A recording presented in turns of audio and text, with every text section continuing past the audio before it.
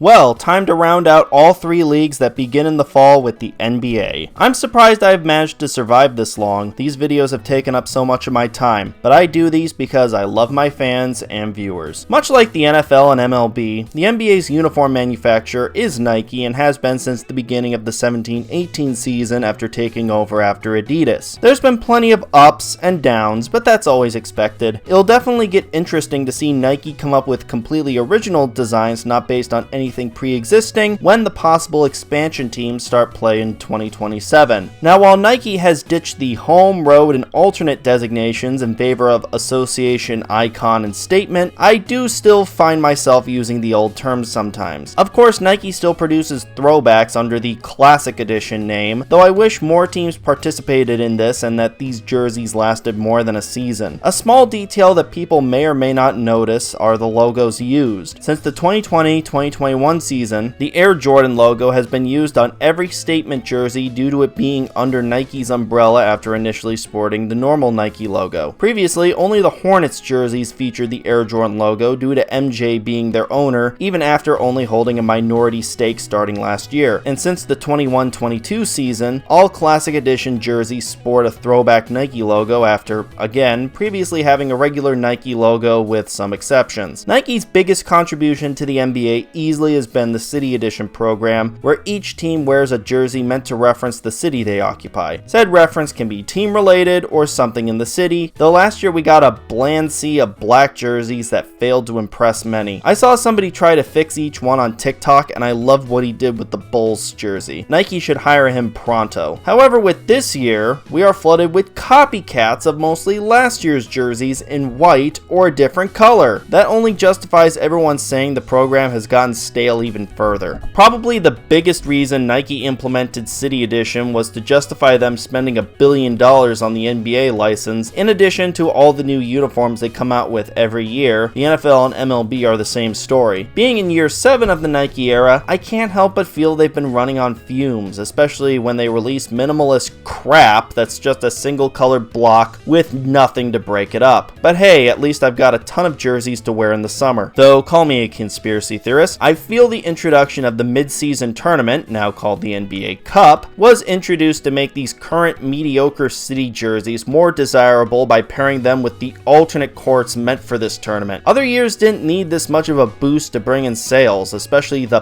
peak of City Edition, which I feel was the 21-22 season. And while some teams had alternate courts for when the home team wore their city jerseys while others didn't, these fully painted courts are an extreme. Back on track, our categories remain the same as from the MLB, NFL, and NHL videos, with garbage being the absolute worst that the league has to offer, needs a redesign for teams that need to go back to the drawing board, meh for looks that I don't care about and could be better, good redesign for all redesigns that I like and are from 2014 or newer, as I feel a decade is a good way to judge whether or not a look has stuck, decent for looks released from 2005 to 2013 that I like and on their way to becoming timeless looks that people fondly look at, and classic for the uniforms that are at least 20 years old and have stood the test of time in my eyes. So with all that said, join me on November 1st where we will kick off this series in the Eastern Conference's Central Division with the Chicago Bulls. Chicago Bulls. Making their on-court debut in 1966, the Bulls came into the league after the Chicago Stags from 1946 to 1950 folded, and the Packers/Zephyrs from 1961 to 1963 relocated to Baltimore. The original intent of the Chicago Packers name came from the Chicago Stockyards, but the name was poorly received because it's incredibly ignorant to give a team the same name as one of the city's other team's arch rivals. The Bulls were also named after the Chicago Stockyards, but thankfully their original ownership group were wise to not repeat history, along with a color scheme of red and black that was shared with the Blackhawks. The team would evolve their look over the years until 1985 to coincide with Michael Jordan's sophomore season, and this look is what the Bulls would stick with even today, with minor tweaks of course, and their latest tweak came in 2017 to coincide with the Nike changeover. That tweak was the last names going from two colored to solid colored. The white association and red icon are known worldwide and even to this day have made the Bulls the powerful brand they are today. We could talk about they're lackluster on court performance, but still. This latest version of the black statement came in the 2019-2020 season after debuting in the mid-90s with the name in pinstripes, dropping the pinstripes, and finally sporting the city name after shortly omitting the arm trim in the mid-2000s. Seriously, this looks gross. I always liked this version of the black jersey, but the pinstripes leave a lot to be desired, as in you can barely see them. From a distance, it's like they're not even there. I don't know why they couldn't be more prominent, as this has always bugged me, though if I could add one more alternate, I want to see the return of the St. Patrick's Day alternates. Yeah, they were just green versions of their jerseys and don't match the Bulls' regular color scheme, but I miss that from the late 2000s and early 2010s. They have yet to do a classic edition, but if they were to, I'd love to see their original 1966 jerseys come back. We've only had throwbacks that reference what MJ wore, with the exception of that Stags throwback from the mid-2000s, or hey, if you want to do another MJ reference, get in contact with Warner Brothers and do the original Toon Squad jerseys. If the Pacers can work with MGM to get Hoosiers jerseys, then I don't see why not. Their city jersey for this year is meant to reference the United Center as the arena turns 30 years old. For the 2020-2021 season, the team came out with a similar looking jersey that also paid respect to the United Center, so it's as if this new one is meant to be the home equivalent to that. And while I do plan to get one because I'm that much of a Bulls fan, sad I know, this is right there with some of their weaker looks. Last year's city jersey was a swing and a miss, and with how often people say the only way is up, they still have yet to do so. Predominantly white with some gold isn't doing it for me, and almost looks like a half-assed reference to the Chicago Zephyrs home jersey, which was also white and gold. Starting in the 22-23 season, the Bulls sponsor patch has been Chicago-based Motorola after eyewear company Zenni graced the front of their jerseys from 2018 to 2022. The Bulls are far from the only team to ever have Motorola as their jersey ad, including outside of basketball. I've made amends with it, though Zenni's patch was more subtle and not so in-your-face like the Motorola logo is. Even with a lackluster city jersey and an in-your-face ad, the Bulls lineup is classic and truly cemented itself in pop culture. Tomorrow we look at the Bulls' bitter rival, the Detroit Pistons. Detroit Pistons. Debuting in 1937, which makes them the oldest franchise in their division, the team began life in Fort Wayne, Indiana as a semi-pro company team known as the Fort Wayne Zollner Pistons. Fred Zollner, owner of the Zollner Corporation, which specialized in making engine pistons, hence the name, sponsored the team in a similar manner to what the Indian Packing Company was to the Green Bay Packers. And ever since their debut, the team has always been blue and red. When the team joined the National Basketball League, the name was simplified to Fort Wayne Pistons, which was carried over to when in 1948 the NBL merged with the Basketball Association of America, which later became the NBA. However, due to Fort Wayne being such a small market, Zollner moved them to Detroit as it was the 5th largest US city at the time, and NBA teams in the league's early days based in smaller markets were either folding or relocating, so it made sense. The name Pistons was kept as it worked in the Motor City just as much as it worked in Fort Wayne. Their uniforms have been a constant evolution, albeit with some breaks in the late 70s and late 90s where the team tried looks that were drastically different and of their time. Detroit would settle on their current look in 2001, basically an update of their pre-1996 design. The white association and blue icon have stood the test of time in my eyes and were an early example of the use of a wishbone collar rather than a traditional one. Helps to keep these distinct. Their black statement jersey introduced in 2022 to replace the previous gray statement jersey is okay, but honestly looks like a public transit logo than something for a sports team. It also screams black for the sake of black, as black doesn't appear anywhere else in Detroit's color scheme. Honestly, the Lions did it better. Last year, the Pistons city jersey referenced the Bad Boy Pistons from the late 80s, and for this year, they do the same thing again, except this time, it's cream, and like the Bulls city jersey, it looks like a home version of what came before and sports the team name instead of the city. I just want to go up to whoever at Nike did this and ask why they thought this was a good idea. It's not bad, but we just got this. Why not reference something else? Get ready to hear me say that a lot this month because it plagues this year's city jerseys. The last classic edition jersey that the Pistons did was in 2022 where they brought back the 90s teal. Maybe next one is the late 70s look. Starting this year, the Pistons jersey ad is StockX, a Detroit-based online reseller. Honestly, from the name, I thought this was some crypto ad. This replaced United Wholesale Mortgage, who graced Pistons jerseys from 2021 until last season, and this is more subtle than and UWMs. Despite the lackluster alternates, the Pistons uniforms are classics, but I wouldn't be too surprised if the team were to replace them. I just have a feeling. Tomorrow we hire Doc Rivers in honor of the Milwaukee Bucks. Milwaukee Bucks, coming into existence in 1968 and named after the Wisconsin state animal with a nature-centric color scheme of green and red after the Milwaukee Hawks left for St. Louis over a decade prior. The Bucks uniforms have seen them be green and red like it's Christmas, to strictly green and white, adding purple because it was the radical 90s, going back to green and red, and finally green and white again. Just be sure to give me a call when you decide to bring purple back. Their latest redesign arrived in 2015 towards the end of the Adidas era and has endured thanks to Giannis, though I still question bringing blue into the official color scheme. Yeah, it's meant for Lake Michigan. To me, it just sounds like they're adding other colors to avoid bringing red back so they're not wearing Christmas colors full time, or some other BS. The white association and green icon are gorgeous clean looks that still look amazing all these years later. Any later Adidas redesigns have since been replaced, but the Bucks redesign still lives on, even this deep into the Nike era. My favorite part is all the colors running up along the sides of both jerseys. Cool nod to 1977 to 1993, and also just nice color breakup in general. Their current black statement was introduced in 2022 and replaced their previous black statement, which featured the logo, with the second version featuring background stripes. This jersey is recolored from their 2020-2021 Earned Edition jersey, which was originally green. I do dig how this has the antlers running up the side in place of the multicolor side details. They don't have a classic edition this year, but if I could make a suggestion, the 97 to 99 alternate. They've done the purple jersey from this era, and I feel it's appropriate to bring back by far the most radical design in the team's history. Do it, Nike. The city jersey might as well be called State Edition, as it features part of an outline of Wisconsin, and it's blue to the dismay of many Bucks fans. It's okay, but this looks way too similar to every other blue city jersey that the team has ever done. Surely they could have done something else, right? I've been to Wisconsin, there's a lot more than just Lake Michigan. Their ad patch is Motorola and has been since 2020 after replacing Harley-Davidson. Just like on the Bulls, I've gotten used to it, though Harley is a Milwaukee-based company, and Motorola is paying top dollar to slap their logo on jerseys, so can anyone else really be surprised? So overall, the Bucks remain a good redesign, and I hope to God they stick with this look for years to come. Tomorrow we race to Indy to examine the Indiana Pacers. Indiana Pacers. Originally debuting in 1967 in the rival American Basketball Association, the Pacers were one of 4 teams that joined the NBA in 1976 along with the Spurs, Nuggets, and Nets. Named after Indianapolis's history of horse and car racing, the Pacers have evolved over the years, including swapping out their original royal blue for navy to go with their tried and true gold and yellow in 1990. Their best look ever, without a doubt in my opinion, came in 1997 with the pinstripes. This I've always thought is their best look. Contrary, Indy got new uniforms in 2017 to coincide with the Nike changeover to replace the uniforms that they gained in 2005 under Reebok and wore throughout the entirety of the Adidas era, and man, I just can't get myself to like these. Modern NBA logos get criticized because every one of them that comes out these days is a circle. Well, here's one where that complaint applies to the jersey. The white association and navy icon look dumb sporting the entire name on the front with the number inside of it. Who thought this was a good idea? Surely there had to be better designs than this that the team was presented with. I do dig the pattern along the sides of both jerseys to help break things up. Their gold and yellow statement used to be recolored from these two until 2019, which previously I thought was hinting at another rebrand. 5 years later, still waiting. This one is okay and kind of resembles their previous design, but I don't understand the gray and navy triangle on the right hand side. Why isn't it on both sides? And to compound my OCD, the pattern on the shorts is facing the same direction, giving us this eyesore. You really couldn't have flipped the triangle on the shorts up? Indy hasn't had a classic edition uniform since the Hickory jerseys from 2017 to 2019, to reference the movie Hoosiers, and I'm shocked they have yet to bring back any of their previous looks during the Nike era. Not even a 90s throwback, either of them. And now their city jersey. It's just a white version of last year's. I warmed up to their city jersey from last year as the neon colors up against the black background is kind of cool, but the effect is lost on a white background. But by far the worst part of the Pacers jerseys is their sponsor patch introduced last year. It's Spoke Note, a video making social media platform, and the logo is a QR code. code. Now, to be fair, SpokeNote lives on QR codes, as scanning them allows users to receive whatever special message that they've received from someone using the app. But on a jersey, this is worse than college football practice jerseys having QR codes, or even on the back of their helmets. I'd much rather they had the SpokeNote word bubble than a tacky QR code. It just doesn't work. So I'm sorry to break this to Pacers fans, but they desperately need a redesign. I think a new look that hones in everything good about each of Indy's looks is the way to go, because this surely isn't it. Tomorrow we conclude the Central Division with the Cleveland Cavaliers. Cleveland Cavaliers. Ever since debuting in 1970 and making them the youngest franchise in their division, the Cavs uniforms have been like the Vancouver Canucks, in that there's no true evolution because the color scheme keeps changing. They've had a ton of variation until recently settling on dark wine red with gold and black. Could a return to blue and orange be next on the horizon? Who knows? These current uniforms were introduced in 2022 and meant to be an evolved version of their 2017 redesign, which coincided with the Nike takeover. However, this is more de-evolving than anything else. All three main jerseys, the White Association, Wine Icon, and Black Statement, are single blocks of color with nothing to break them up besides what's slapped on the front. How could you do this? These are simply not finished. All white, no detail. All wine red, no detail.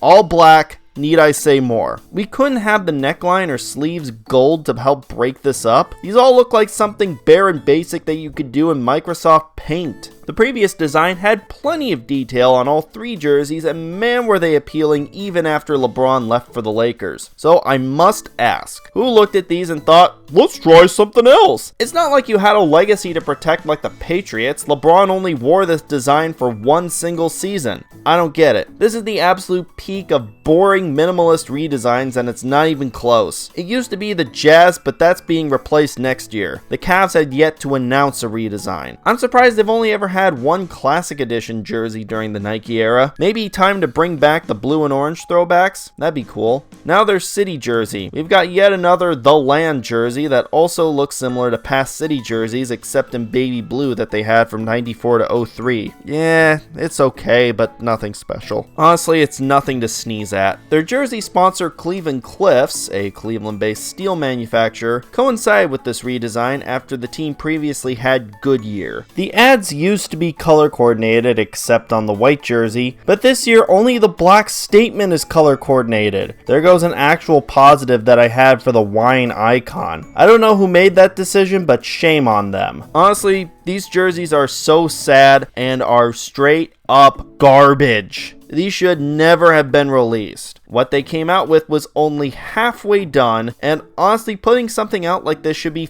fireable. Sorry to end the Central Division on such a sour note. Tomorrow should be brighter when we start on the Atlantic Division with the New York Knicks. New York Knicks, one of three teams in their division to debut in 1946 alongside the inaugural season of what would become the NBA, the Knicks have always had a very conservative look that evolved over the years. As many know, the team name is short for Knickerbockers, which is a nickname for New Yorkers that originated in A History of New York by Washington Irving in 1809, and they always sported a color scheme of royal blue and orange, the official colors of New York. The basis of their current design traces back to the late 60s after evolving up to that point, though they'd have a redesign that lasted from 79 to 83 before going back, though it is worth noting that these were the only time any of the jerseys had the team name and not the city like they traditionally do. 1997 saw the team add side detailing to both of their jerseys and was based on a blue alternate that came out in 1995 which featured black on the sides. I guess to add a bit of edge as teams were darkening their color schemes or adding black for a slice of that dark gritty reboot pie. The side paneling would last until 2012. However, I'm considering this to be a tweak rather than a full-on redesign due to the majority of the jerseys remaining exactly the same. Heck, I wouldn't blame most people for just not noticing after 2012. It's very much a case like the 49ers before and after 2022, where the team changed the front word mark and added a third sleeve stripe while keeping everything else the same. And as such, the White Association and Blue Icon are clean looks that scream scream timeless. However, a large part of me is wishing at least one of these said Knicks on the front. Yeah, I know, tradition. And somehow I don't think that would change even under new ownership. I have always liked their navy blue statement ever since its introduction in the 22-23 season when it replaced the prior retro-inspired royal blue statement. It's quite stunning and I always appreciate adding another shade of blue. They've had one classic edition which brought back their original look from the 40s. Maybe bring back their own St. Patrick's jerseys in the near future? As for their city jersey this year, it's just last year's but in white. The reason it has the name twice is because of a slogan, but in execution it looks sloppy. It looks like New York was meant to be layered and got screwed up more than anything, but that wasn't the case at all. It was intentional. Oh, and pinstripes added just cuz. Starting this year, Abu Dhabi became the Knicks sponsor patch, and for a city that's all about giving the appearance of glitz and glamour, it's pretty genius to slap themselves on the team who occupies the NBA's biggest market. At least it's a subtle word mark compared to the Sphere from last year or even Squarespace. So overall, the Knicks jerseys are timeless classics, but like I mentioned, I wish at least one of them said Knicks on the front. Tomorrow we look at New York's New England rival, the Boston Celtics.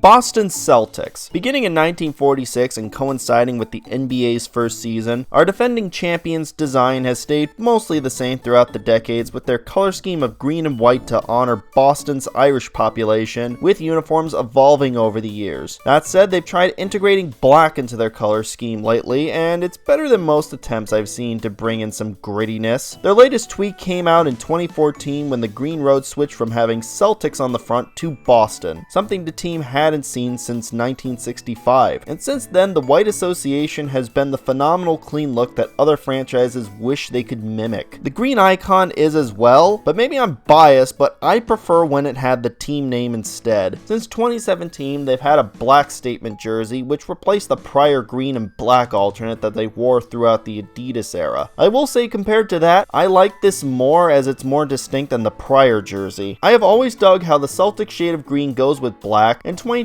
brought in a slight tweak to where there's no green running along the side as if anyone would notice. No classic edition this year, with their only one coming in the 21-22 season and referenced their first jersey from 1946. Frankly, after their city jersey from that same season referenced their 1949 look, why not bring those back? Or for the 2000s kids, like me, the St. Patrick's Day jerseys with gold added, or even their first attempt to add black from the 2000s. I can't seem to get a grasp on what their city jersey for this year is going for. All I do know is that Celtics fans have been trashing it left and right. Looking at how this is black with neon green, I get the sense of, oh, this references Boston nightlife. Sorry guys, but the Dallas Stars already beat you to that punch, and a lot of people don't like that either. Starting this year, Boston's sponsor patch has become Amica, a Rhode Island-based insurance company, after years of Vistaprint and GE being on their jerseys. It's definitely the most subtle of the three sponsors, that's for sure, which makes it a lot more ignorable. Now, it would be a sin if I didn't say the Celtics were classic, because they are. A consistent and successful brand can get away with tweaks without having to go to a full-on redesign. Tomorrow is our only trip to Canada to look at the Toronto Raptors. Toronto Raptors. 1995 was not only the year I was born and when Toy Story came out, but it was also the year of the Canadian expansion teams for the first time since the demise of the Toronto Huskies in 1947. The Western Conference got the Vancouver Grizzlies and the Eastern Conference got the Toronto Raptors. Being the youngest franchise in their division and a name coming from a fan vote due to the success of Jurassic Park, the Raptors were originally purple and white with the only red coming from the dinosaur itself. The name Huskies was also considered due to the name's history with the city, but management quickly realized there was no way to make a logo that wasn't ripped from the Minnesota Timberwolves. 1999 saw Toronto go to a more conservative look compared to their inaugural threads, and this is where we'd see red get more integrated into the color scheme as well as black. When Adidas took over in 2006, purple was completely gone to give the team a more Canadian look, as the Grizzlies had fled Vancouver from Memphis 5 years prior, making the Raptors Canada's sole team. It's also been suspended suspected that purple was removed because of Barney the dinosaur. Adidas updated their jerseys twice, with the 2015 redesign carrying over to Nike and coinciding with a finals championship. Nike would redesign the Raptors in 2020, where they were all based on the earned edition jersey that the team wore when they won it all, which was derived from the team's first two city jerseys. Whereas their 2015 redesign featured the team name curving around the front number, these have the name in an arrow pointing north, referencing their "We the North" slogan. The white association and red icon don't really do much for me. I appreciate the arrows being in different colors to help break up the main colors of both jerseys, but it feels like there's too much red on the white because of how much it sticks out. It's not as much of an issue on the red one with all the black, but I also get NFL Color Rush vibes. The black statement is my favorite, as while the name is in an arrow, the arrow isn't visible or in a different color. Why couldn't they do that on the other two jerseys? It really goes to show how distracting having an arrow go across the body is. The black statement also received a tweak last year where the 90s jagged pinstripes were added, but in typical Nike fashion, you can't see them from a distance. Nike, can you please use white for your pinstripes instead of dark gray? I'd really appreciate that. Now, this is the year of Vince Carter, as Toronto and even the Nets are retiring 15 for him, and the Raptors Classic and City Edition jerseys reflect this. The Classic Edition harkens back to the 99-2000 season, when not only did the slam dunk contest return to NBA All-Star Weekend, but Vince Carter also wowed everyone, became that year's slam dunk contest winner. The jersey is a straight up recreation of what he was wearing in 2000, and it's as sharp as ever with purple on the front and black on the back. And of course, the city jersey features the old school Raptor logo posed in Carter's iconic pose during the slam dunk contest, though it's featured on a black jersey with some gold. Why do all these Raptors city jerseys have black and gold? What does that have to do with Toronto? Well, it's less to do with Toronto and more with Drake, because he's the Raptors' global ambassador. Someone have Kendrick straighten Drake out again. And ever since the NBA started having ads on jerseys, the Raptors sponsor has been Sun Life Financial, which, no matter the logo, has always stuck out on the jerseys. But despite the neat one-year alternates, the main jersey set for Toronto is meh. I get that they wanted to preserve the previous design, as it was Canada's first championship win since 1993, but surely some tweaks to this would go a long way. Tomorrow we head back to New York to look at the Brooklyn Nets. Brooklyn Nets. You know how teams flip jersey colors? Well, here's a team that flips across state lines. This franchise started in the ABA in 1967 as the New Jersey Americans for a single season before moving to Long Island to become the New York Nets, a name chosen because it rhymed with Jets and Mets, as well as be relevant to basketball. Of course, they were one of 4 teams to join the NBA in 1976, along with the Spurs, Nuggets, and Pacers. The next year in 1977, they went back to New Jersey to become the New Jersey Nets to play at the new arena built next to Giant Stadium at the Meadowlands Sports Complex. During this whole time, the team maintained a red, white, and blue color scheme only befitting of a team that dared to call themselves the Americans originally. They go through a few looks until having their own dark gritty reboot in 1997, which is how I personally best remember the Nets. Of course, like this look, their time in New Jersey wasn't meant to last, as the team was sold to a Russian billionaire who relocated them back to New York and renamed them to the Brooklyn Nets in 2012. Why Brooklyn and not New York? It's a marketing thing, since they're competing with the Knicks in that regard. So the team decided to be the first team to represent Brooklyn since the Dodgers. And in Brooklyn, the color scheme would change to black and white, meant to reference New York subways, in addition to the text font chosen referencing the roll signs you see on the front of the train. It was very popular initially, but as the years have gone on, this isn't cutting it. The white association and black icon are so damn boring. The font they've used to spell the borough name has gotten stale, and I'm tired of looking at it. It's super basic, as if it's a generic template before you add the names and details onto it. The black statement that they gained in 2022 is very plain Jane, and honestly the previous gray statement looked better. This looks more like a design for a graphic t-shirt, frankly. Now, for as much as the Raptors are celebrating Vince Carter and even had their Classic Edition and City Edition jerseys both reference him, there's surprisingly nothing like that from the Nets. I think bringing back the navy road from the 97 to 2009 era would have been perfect for a classic jersey this year. The 2 classic editions they've had in the Nike era both said Nets, but before someone says it looks strange seeing them wear New Jersey across the front, a reminder that they had a throwback that said New York across the front in their final years in New Jersey. Now, when it comes to city jerseys, the Nets are the worst. When they come up with something new, they gotta remake it a year or 2 after, and this year's is similar to last year's, except it says Brooklyn on the front instead. This is meant to reference Brooklyn street art, but honestly most of the Nets city jerseys reference that anyways. Surely there's something else you can reference, right? Starting this year, German-based online marketplace Get Your Guide became Brooklyn's sponsor patch, and seeing it on the jerseys makes it look like a cheesy slogan rather than the name of a company. And on the white association, they didn't color coordinate it, so now there's a random patch of red on the jersey. Perhaps Get Your Guide should look into making an actual logo that isn't just the company name. So, this may or may not be a hot take, but the Nets are in desperate need of a redesign. I do not understand what the appeal of these jerseys ever was. I assume they have decided going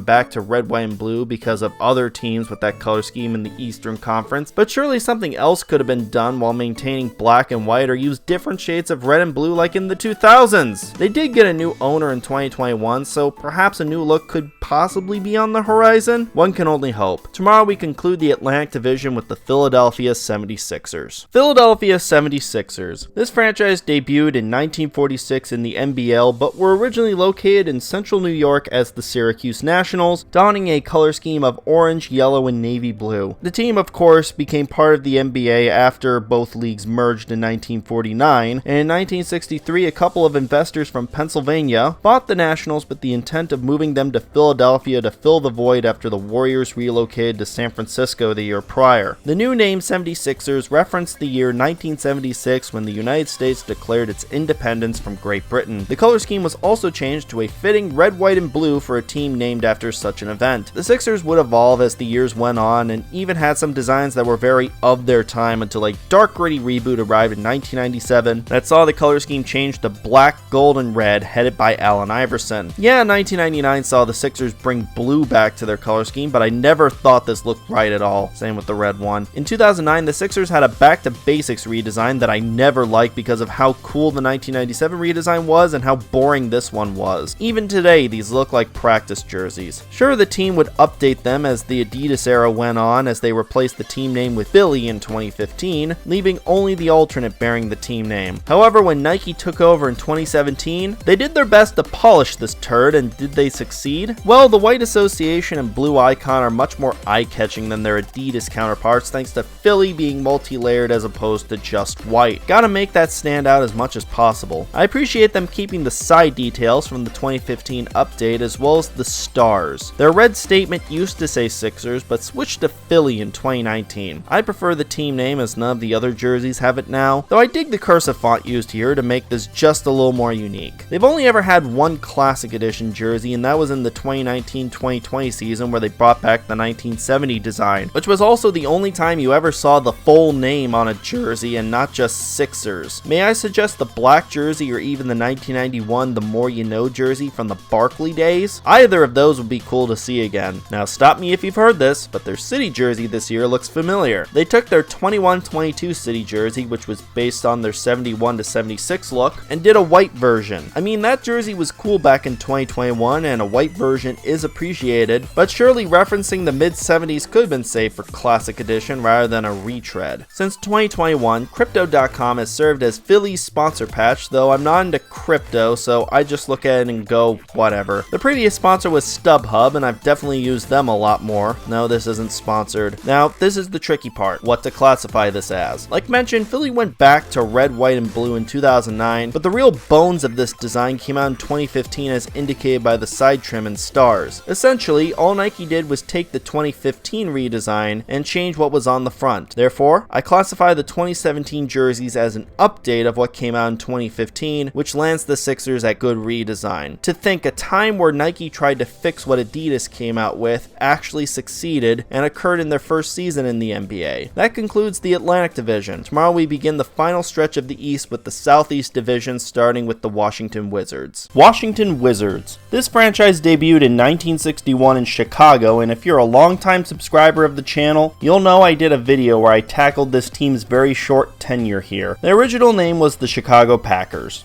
This is not a joke, that's what they went with. They even sported navy and orange like the Bears. Do I even need to explain why the name was so unpopular? They changed to the Chicago Zephyrs in 1962 and swapped the orange with gold, but the team was never popular as Chicago had yet to become the basketball city that it later would be, not even having Walt Bellamy or Don Nelson help draw in the local populace. The team moved to Baltimore in 1963 to become the Baltimore Bullets. The name name came from the Phoenix Shot Tower in Baltimore, and for those that don't know what a shot tower is, like me, it's how gun ammunition used to be made and traces back to 1782 in England. Basically, you pour molten lead from the top inside the tower, and then the droppings land in water at the bottom and eventually hardens to solid lead balls. Needless to say, we'll come back to the name later. Their color scheme even brought orange back with the Baltimore move. The team would move again, but this time to Washington, D.C. and be renamed to the Capitol Bullets in 1973, though they changed their name to the Washington Bullets in 1974. It's here where we get the franchise's most recognizable look after changing to the American flag colors, hot off some trippy uniforms in their last days in Baltimore that screamed the 70s. The stripes went away in 1987, and a decade later, so did the name. The name was changed from Bullets to Wizards in 1997 because of the violent overtones of the name. And yet in Australia, where guns are outlawed, the NBL has a franchise named the Brisbane Bullets who are still playing to this very day, and they debuted in 1979. But even after canceling Bullets and holding a fan vote for a new name, Wizards still drew controversy because of Wizard being a rank in the KKK. Oops.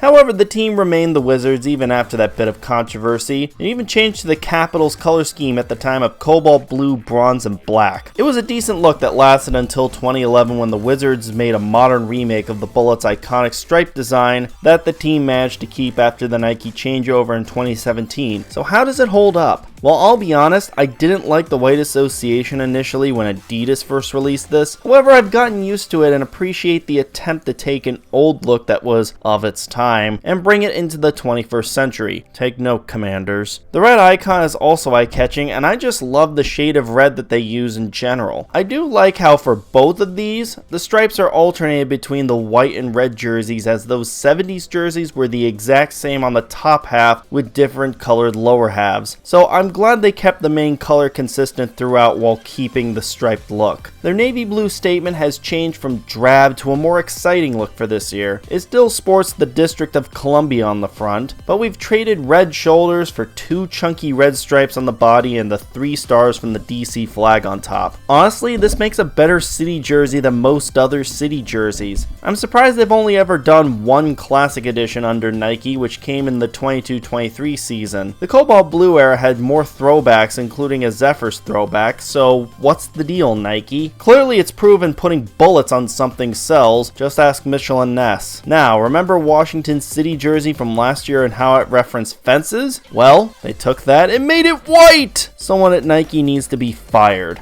This is pitiful. No one liked this design last year. What makes you think people will like it in white? Last year, brokerage firm Robinhood became the Wizards sponsor patch. This feels run-of-the-mill with the logo on top and company name on the bottom. It certainly doesn't stand out from the crowd, apart from the feather. So with Washington's design being over 10 years old, they landed decent. I enjoy them bringing back an old element from their franchise while still modernizing it, as red, white, and blue teams are a dime a dozen, so you have to stand out the best you can. Tomorrow we head down to Florida to examine the Miami Heat. Miami Heat. 1988 not only marked the debut of the Heat, but it was also the first time Miami had professional basketball since the Floridians last season in the ABA in 1972. With a very fitting name for Florida, the team has only ever had 2 looks while donning their appropriate color scheme of black and red, with their inaugural look lasting until 1999 when it was replaced by what they have now. Yeah, you heard that correctly, this design is 25 years old. The team would add yellow to their color scheme and be one of the first teams to have a wishbone collar alongside the Lakers in the 99-2000 season. Despite being early 2000s trendy, I still think it holds up all these years later. The white association is a gorgeous clean look that only ever looked cleaner in its white hot variant. The black icon switched from having the team name to the city in 2012, though it's still the recognizable look that has become iconic for the team. It's definitely the excellent color breakup on both that does it for me. Shame this has been a lost art in recent years. The red statement has always said Miami on the front, and it is as glorious as ever. I always liked how the side panels are black whereas the other 2 have red. That's a neat detail. No classic edition, and in the Nike era, they've done both their home and road throwbacks, but they haven't thrown back to the red alternate since 2012. Heck, they haven't even thrown back to the Floridians since 2011. Nike,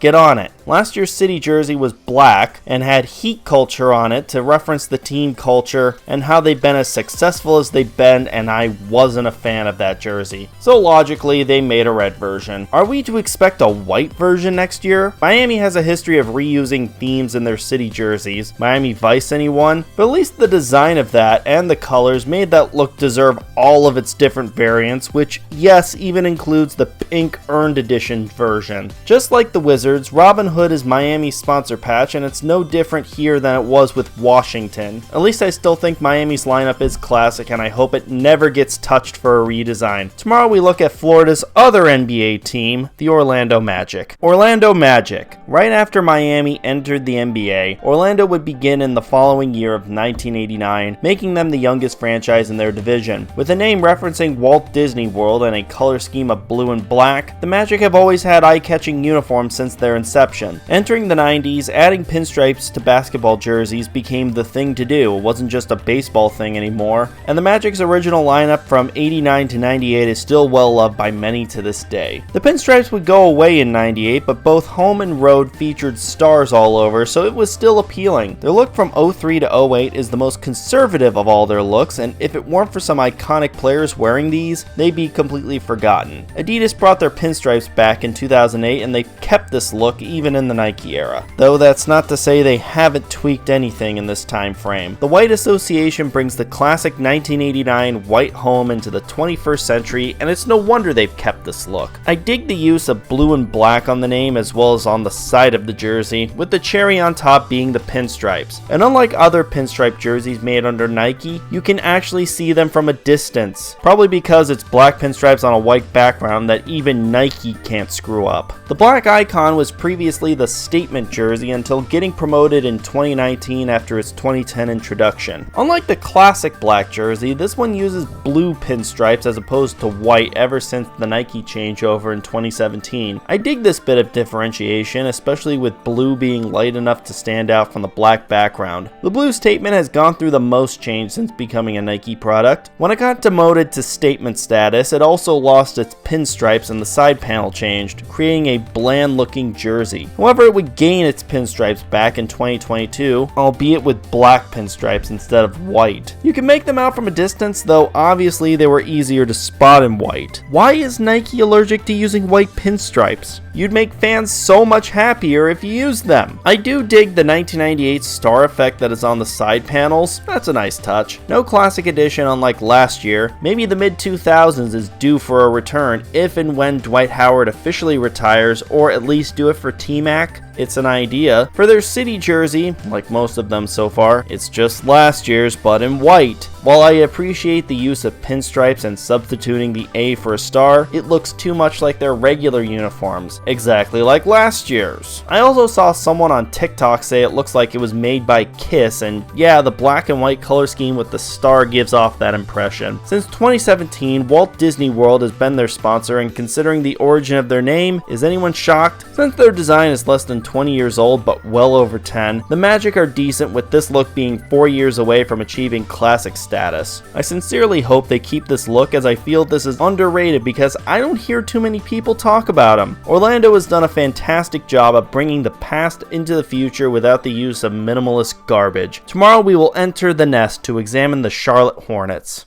Charlotte Hornets. Hey, do you like retcons? I like retcons. The Charlotte Hornets originally debuted in 1988 with some gorgeous uniforms that everyone still loves to this day. They had a beautiful late 80s and early 90s color scheme of teal and purple with a name derived from the city's nickname Hornets Nest, which came from the city resisting British occupation during the Revolutionary War and the Battle of Charlotte. But sadly, owner George Shinn ruined his reputation by committing infidelity with 2 other women, and the locals revolted against them by not showing up to games, resulting in the franchise moving to New Orleans in 2002, on top of him demanding a new arena when the Charlotte Coliseum they were in wasn't even 20 years old. When that happened, the NBA promised a new team for Charlotte, which became the Bobcats in 2004, named because it was another cat like the Panthers, though there's also speculation they're named after their original owner, Robert L. Johnson. The Bobcats were navy blue, orange, and gray, but their uniforms were never that cool, at least to me. Meanwhile, in New Orleans, the Cajun Hornets were renamed to the Pelicans in 2013 after being sold to local buyer Tom Benson the year prior, who wanted a more local name as Hornets was still tied back to Charlotte. The Bobcats saw this and asked New Orleans, "Hey, since you dropped the Hornets name, can we have it back?" The league then worked out a deal between the two teams, which resulted in the new Charlotte Hornets starting in the 2014-2015 season, being established in 1988 and suspending operations from 2002 to 2004, while the New Orleans Pelicans became an expansion team for 2002. The Hornets got back all the team history, records, and colors from the pre-2002 relocation, while New Orleans kept all the history that occurred in their own city. And when the Bobcats were rebranded into the Hornets after pulling their own version of the Cleveland Browns, their new look was underwhelming and a needed redesign wouldn't happen until 2020. Like Orlando, Charlotte took their classic look and ran it through a 21st century filter, which of course included bringing back pinstripes. The white association and teal icon are both immaculate modernizations of their original look while staying modern. Okay, sure, they're not drastically different from what came in 2014, but adding these pinstripes actually give them some much needed character. The purple statement was tweaked in 2022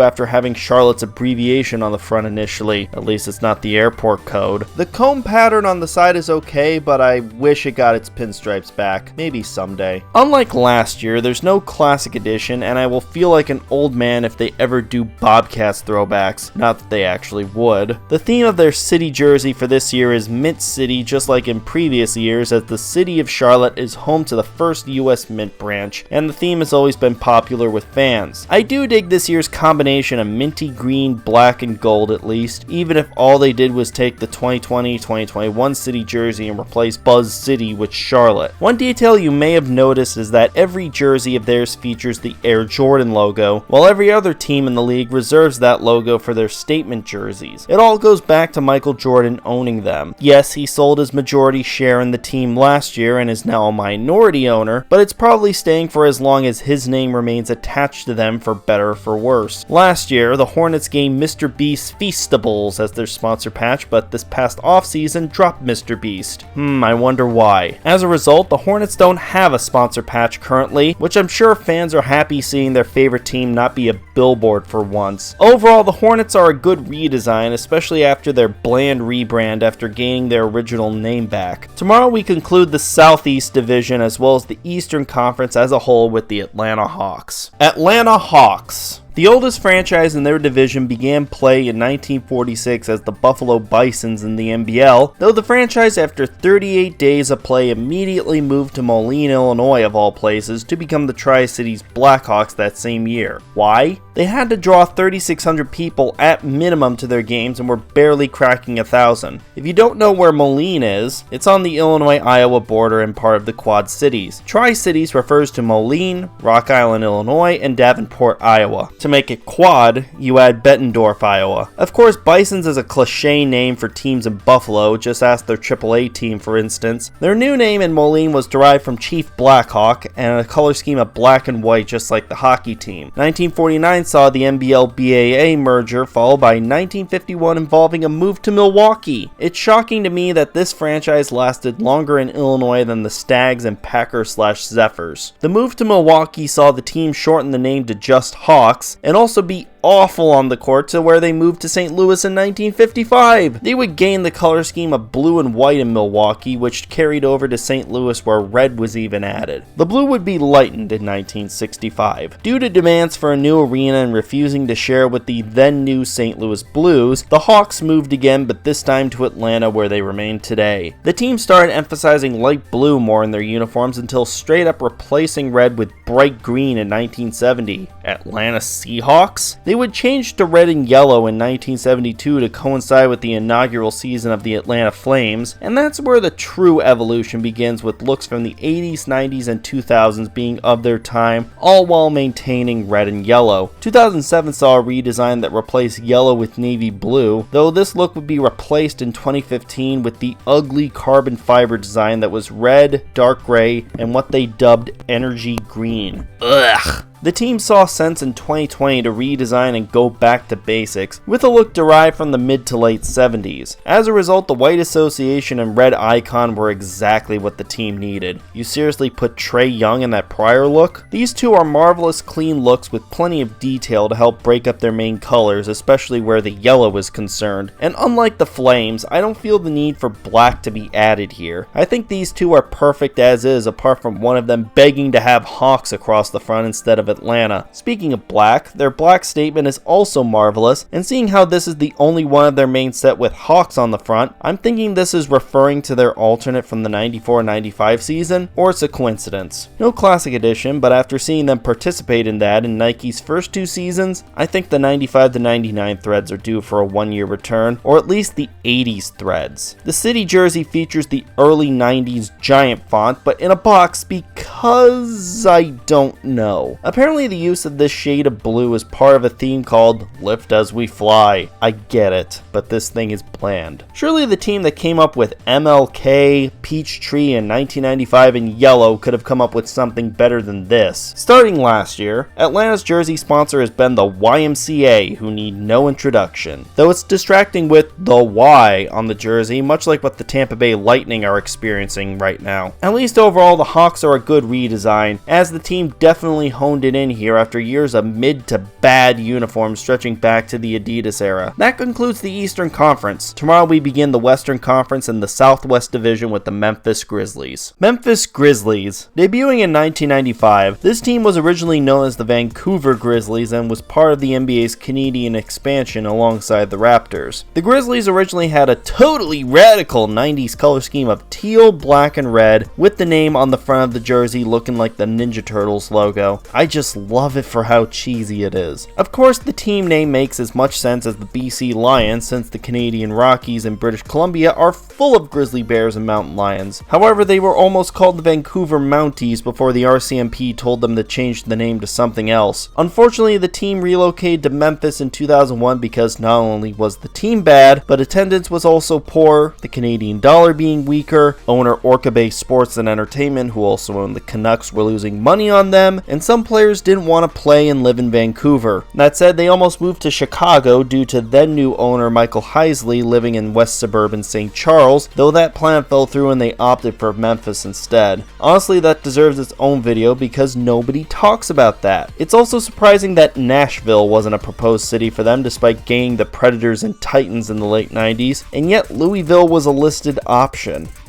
Anyways, the move to Memphis also made the Grizzlies currently the only Western Conference team located east of the Mississippi River. A name change to something more fitting for Memphis was also considered, however fans supported keeping Grizzlies despite the lack of any grizzly bears in Tennessee. Memphis kept their Vancouver color scheme until 2004 when they became navy blue, baby blue, and golden yellow. Their 2004 redesign overall was okay but nothing special, though it somehow survived one season into the Nike era until a 2018 redesign. However, this is still quite the downgrade. The white association and navy blue icon were the beginning of bland, minimalist designs that scream phoned in. The city and team names are in a similar font to what came before, but why not curve both to make them look more interesting? And add a side panel only to the right side? Come on, that's not an intentional design, that's unfinished. But what kills me is the lack of trim on the shoulders, whereas they remembered to color in the collars. You know, the Grizzlies had a city jersey in the 21-22 season that I wish these two were based on due to the amount of detail that jersey has. Their baby blue statement was tweaked in 2022 and has the team name done up similar to their original Vancouver jerseys, albeit not as flashy. I love the design that they have on the collar, but again, they couldn't be bothered to put that on the shoulders, as well as only one panel on the right side. One aspect of these jerseys that makes them unique is that the last names are placed under the number instead of above like every other team does. I don't care for this, and it comes off as the designers trying in any way to make these bland burgers a little interesting. Frankly, save that for the WNBA. Now, these one-season jerseys are Memphis's bright spot this year. Their classic edition throws back to their original home white from 95 to 2000, and it is beautiful. After doing the teal version of this in the 2019-2020 season, bringing this back was the next logical step. Their city jersey for this year is also a hit, and one of the best for this year besides their Canadian sibling. It's a callback to the ABA's Memphis Sounds, a team that also went by the Pros and Tams during their time in Memphis. The Grizz have done throwbacks to their ABA predecessor before, so it's nice to get another one. I guess maybe it's cheating a little, though it's not like City Edition hasn't had throwback elements before. Starting this year, Robin Hood is the team's sponsor patch, just like Washington and Miami. I'm not too familiar with Robin Hood, but I'd immediately assume they're doing well enough to sponsor 3 teams. Add a 4th and you'll have tied Motorola. The Grizzlies are still in need of a redesign. I think the perfect redesign for them is blending elements of their baby blue statement and the 21-22 City jersey, because what they have will always look unfinished to me. Tomorrow we go from Beale Street to Bourbon Street to look at the New Orleans Pelicans. New Orleans Pelicans. Like I mentioned in my Hornets video, this franchise was officially retconned in 2014. The Charlotte Hornets were established in 1988 and relocated to New Orleans in 2002 because their owner George Shinn destroyed his reputation in Charlotte, leading to fans revolting. So instead of selling the team to someone else, he moved them. In the meantime, Charlotte gained an expansion team in 2004 called the Bobcats. The newly relocated team would become the New Orleans Hornets in the 02-03 season, and also replace purple with yellow to go with their tried and true teal in their color scheme. But unlike their immaculate look in Charlotte, their uniforms were okay at best following the relocation. Of course, after Hurricane Katrina in 2005, the team temporarily became the New Orleans/Oklahoma City Hornets until 2007. In the meantime, we even got a couple of Hornets jerseys with OKC on the front instead of New Orleans. After being owned by the league for a few seasons, the NBA sold the Hornets in 2012 to Saints owner Tom Benson. Benson wanted to rename the team to something more local, as the name Hornets was still tied back to Charlotte. He originally wanted to bring the name Jazz back after the New Orleans Jazz relocated to Utah in 1979. However, Utah declined giving the name back to the Big Easy. Instead, Benson renamed them to the New Orleans Pelicans, named after the Louisiana State bird and a color scheme of navy blue, gold, and red from the New Orleans flag. And once this happened, Charlotte got the Hornets name, history, and records back, while New Orleans history now begins as a separate franchise starting in 2002, making them the youngest franchise in their division. Honestly, Shim would have been better off selling the Hornets than creating this long-winded explanation. Anywho, ever since their 2013 rebrand, the Pelicans have remained mostly the same since. The white association and navy icon are color swaps of one another, and I dig the Cajun colors that both have. I do wish one of them said Pelicans, but considering how small of a market New Orleans is, as well as how they're seemingly always in relocation rumors, I guess having exposure to the city is the way to go. Plus, they were always sporting the city name when they were the Hornets as well. Last year, their red statement went from having Pelicans across the front to Crescent City, another New Orleans nickname. But while the previous statement jersey was color swapped from the other two and thus shared the same details, this new one doesn't and feels out of place. I think I would have preferred the more dynamic looking diamonds along the side rather than standard blocks of navy and gold. They've never had a classic edition jersey, and I'm not sure how Charlotte would feel about them doing New Orleans Hornets throwbacks. I propose referencing the ABA's New Orleans Buccaneers. It wouldn't be the first time they've honored that team. Their city edition, as expected, is recolored from last year's city jersey with a voodoo theme. However, I like the gold and dark purple that this one has going on, in addition to the bone pattern all over it compared to last year's black and bright green combo. This is a rare case where this year's city jersey is an improvement from what we got the year prior. Starting this year, their ad patch is Toronto-based New Age Products, who specialize in selling modular storage systems and outdoor kitchens. I'm just grateful it's an ignorable word mark. So with the Pelicans brand being over a decade old, they landed decent, but we'll have to wait and see if the team keeps this look a decade down the line to achieve classic status. Tomorrow we head to Texas to round out the last of the Southwest Division, starting with the San Antonio Spurs. San Antonio Spurs. Originally debuting in the ABA in 1967, this franchise is tied with the Rockets for oldest franchise in their division and initially were known as the Dallas Chaparrals. What's a chaparral? It's a roadrunner. They temporarily renamed themselves to the Texas Chaparrals in an attempt to draw bigger crowds in the 70-71 season, but it failed and they went back to representing just Dallas. After being sold to an ownership group composed of San Antonio businessmen, the team moved to San Antonio and renamed to Spurs in 1973, named after what cowboys had on the heels of their boots. After the move, the team changed their color scheme from red, white, and blue to the recognizable black and silver that they still sport today. And of course, in 1976, they would be one of 4 ABA teams to join the NBA alongside the Pacers, Nets, and Nuggets. Ever since the move to San Antonio, their only uniform change would occur in 1989 to what the team still sports today. Of course, with alternates coming and going in the 35 years since then. The white association and black icon are beautiful, clean looks that have no doubt stood the test of time. I've always liked the spur itself replacing the U in the name. That's an awesome touch. Their current black statement jersey was introduced in 2022 to replace the previous gray statement which sported just the logo. This features the city and state abbreviation on the front and the spur hanging off the X at the end. What also helps separate this from the icon jersey further, besides the front details, is the Southwest inspired pattern running up along the side of the jersey. They've had plenty of throwbacks in their history, with 22-23 being the only season they had a classic edition during the Nike era. Maybe another Shaps throwback? Their city jersey last year referenced the 1968 World's Fair as San Antonio hosted it, so Nike brought the same jersey back again but in an incredibly light blue. If I'm honest, it's so light that they might as well have reused last year's white jersey. If you're gonna reuse this jersey style, why not do it in orange? Honestly, I preferred the Spurs city jerseys that had the bright colors from their older logos. Since 2022, Self Financial has been San Antonio's sponsor patch, and of all wordmark logos, this is my least favorite. It's in a bigger font and right there in your face. You can't ignore it. However, the Spurs are still a classic that I hope never changes. It's fitting that Tim Duncan played for this team, as their look may be boring compared to others, but it's still undeniably an awesome look that will never go out of style. Tomorrow we remain in Texas, but head east to examine the Houston Rockets. Houston Rockets. This franchise debuted in 1967 alongside the Seattle Supersonics and were originally known as the San Diego Rockets. Why that name? Because San Diego was a city in motion and refers to the Atlas missile and booster rocket program. The original color scheme of green and golden yellow was even the same as the Sonics as well. Heck, their first overall pick as a franchise was Pat Riley. What could go wrong? Well, like a typical expansion team, they weren't great and it unfortunately led to nobody showing up to their games. The team would move to Houston in 1971 and not only replace green with red, but the name took on a whole new meaning thanks to the presence of NASA in Houston, and thus became the first NBA franchise in Texas. Yes, the Spurs existed before them in the state, and both franchises are the same age as well as the oldest teams in their division, but San Antonio was in the ABA until 1976 when they finally jumped ship to the NBA. Houston's uniforms would slightly evolve until a redesign in 1995 came right after back-to-back finals wins. It simultaneously mixes dark gritty reboot by changing the primary color from red to navy blue, but it also has the goofy element of the very 90s looking logo with a face on the rocket itself. And with those two elements combined, it was also futuristic as the front numbers occupied the upper right hand corner, the pinstripes were different from other attempts across the league, and the clock number font. It looks better here than when the Buccaneers did it. The Rockets would go back to being primarily red in 2003 under Reebok, along with a comparatively more conservative look featuring a unique font, but also swooping lines running along the side of the body, which nobody else had done before or since, at least like this. Silvery gray also replaced gold and yellow from their classic color scheme as well. It would remain like this even into the Nike era, albeit slightly tweaked to fit Nike's template, until a redesign in 2019 which simplified the 2003 look. Honestly, looking at these, it seems inspired by a first grader trying to draw the Rockets jerseys, but giving up when it came to drawing the side details. And as a result, the white association and red icon look boring. The font is blockier and less distinct from before, and the colored stripes along the side are much plainer than the arrows from before on Nike's translation of that Reebok design. The silvery gray is also absent on the red jersey, replaced with black, and it does doesn't hit the same as before. These two jerseys look more like the East Side Wildcats than anything else. It can't just be me, right? I'm surprised Disney hasn't tried to sue. Their black statement was introduced in 2017 and was based on the black alternate they gained in 2016 under Adidas. Honestly, I always found this jersey to be quite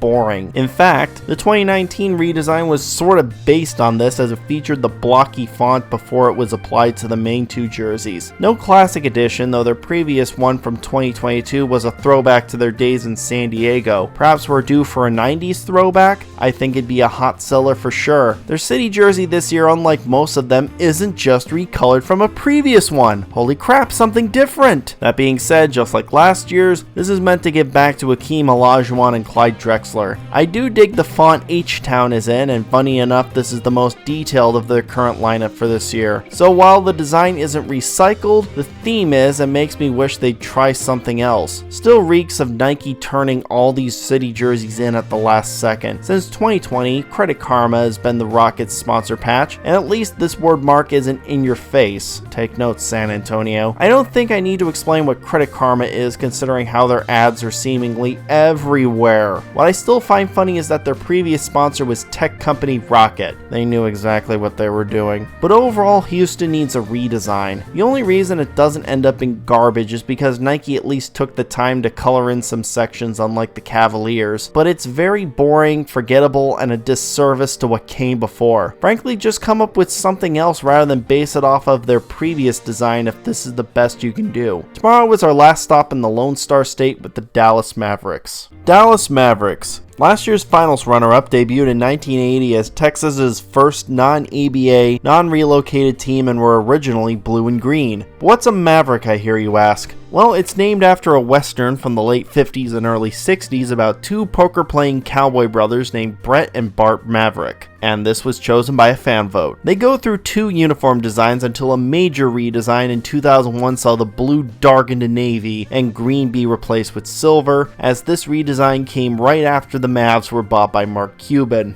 They've remained mostly the same since, with some tweaks made over the years. The white association is a beautiful and clean look that I think has stood the test of time, especially because you know it'd be hideously simplified if the Mavs ever decide to change their look. Just ask the Rockets. Dallas was an early adopter of the wishbone collar, which I'm glad has survived over 2 decades later. The royal blue icon was originally navy until 2010 when the switch to royal was made. Maybe it's nostalgia talking here, but I always preferred the navy jersey over the royal blue jersey. This was the dark gritty reboot of the Mavericks, and the navy blue was always a stunner. Royal blue, it just doesn't hit the same marks. Of course, starting in 2011, navy was demoted to alternate status, and there have been several different navy jerseys, with the latest navy statement coming in 2022 based off their 2020-2021 earned edition jersey. Compared to the earned jersey, this current one is a little on the bland side and lacks the royal shade to go along with the main navy color. In my eyes,